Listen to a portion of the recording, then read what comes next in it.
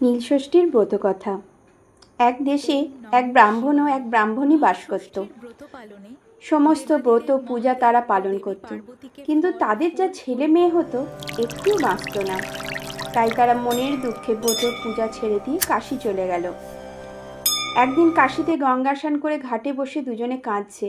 তখন মা ষষ্ঠী বুড়ির ব্রাহ্মণীর বেশ ধরে এসে জিজ্ঞাসা করলেন, তোমরা বসে বসে কাঁদছো কেন?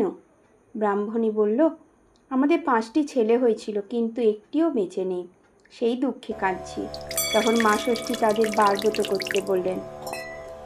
তারা বললে, ওসব মিছে, আমরা সব করতুম, কিন্তু এখন সব ছেড়ে দিয়েছি। তখন মা ষষ্ঠী বললেন, তোমরা ব্রত করতে বলে তোমাদের মনে খুব অহংকার ছিল, সেই জন্য তোমাদের ছেলে বেঁচে নেই।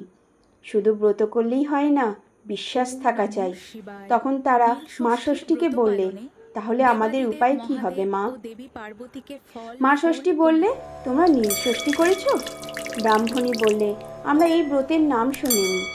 তখন মা ষষ্ঠী বলতে লাগলেন, সমস্ত চৈত্র মাস সন্ন্যাস করে শিব পূজা করতে হয়।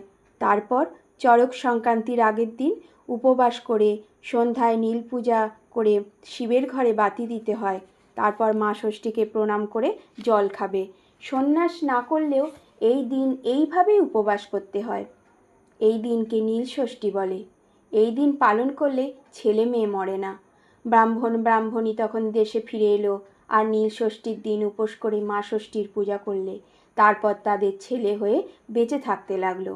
পাড়ার সকলে ব্রাহ্মণীর দেখা দেখি নীলষষ্ঠীর ব্রত করতে লাগলো। ক্রমে ক্রমে দেশ বিদেশে নীলষষ্ঠী প্রচার হতে লাগলো।